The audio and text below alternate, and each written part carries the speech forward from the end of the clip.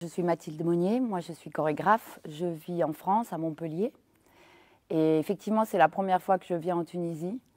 Et c'est la première fois aussi que je travaille avec une équipe tunisienne. Et ce qui est extraordinaire dans ce projet, c'est cette rencontre entre deux équipes qui ne se connaissaient pas du tout. C'est-à-dire d'un côté l'ensemble du Conservatoire de Paris, les Masters 1, et de l'autre côté le Ballet de l'Opéra de Tunis. Donc c'est deux équipes, une équipe de 21 danseurs du côté de l'Opéra de Tunis et une équipe de 12 danseurs du côté du Conservatoire.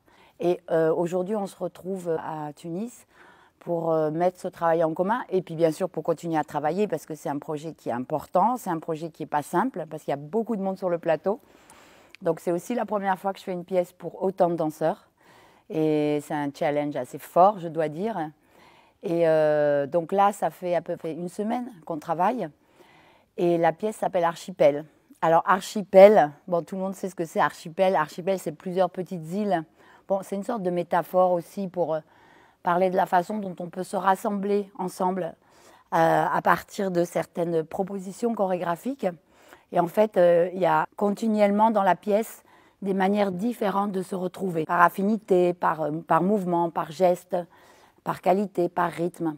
Et la pièce, elle est sur une espèce de chorégraphie d'archipel, c'est-à-dire qui se forment et se déforment. Donc c'est des groupes qui se retrouvent, qui se séparent, qui se retrouvent, mais aussi le regard du spectateur qui lui-même crée des archipels, puisque forcément le regard du spectateur, il va bouger à l'intérieur de la chorégraphie. On ne peut jamais regarder un ensemble complètement, donc on va aller isoler certaines parties, on va aussi créer ses propres archipels en regardant la chorégraphie.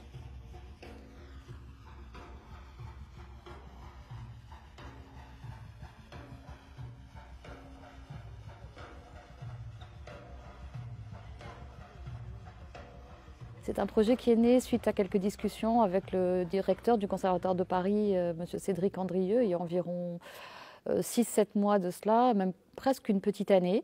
Et en fait, l'idée, c'était de mettre en partenariat le Théâtre de l'Opéra, le Ballet de l'Opéra, le Conservatoire de Paris, avec l'ensemble chorégraphique du Conservatoire de Paris et les danseurs du Ballet de l'Opéra de Tunis.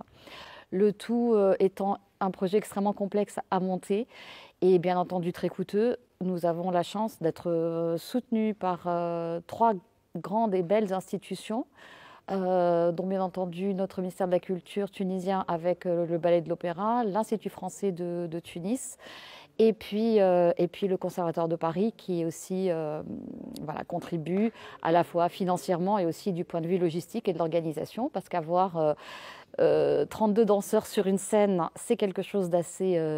c'est très beau, mais c'est en même temps extrêmement difficile à organiser, à mettre en place du point de vue de la logistique. Donc tout le backstage est aussi important que ce qui se passe sur la scène.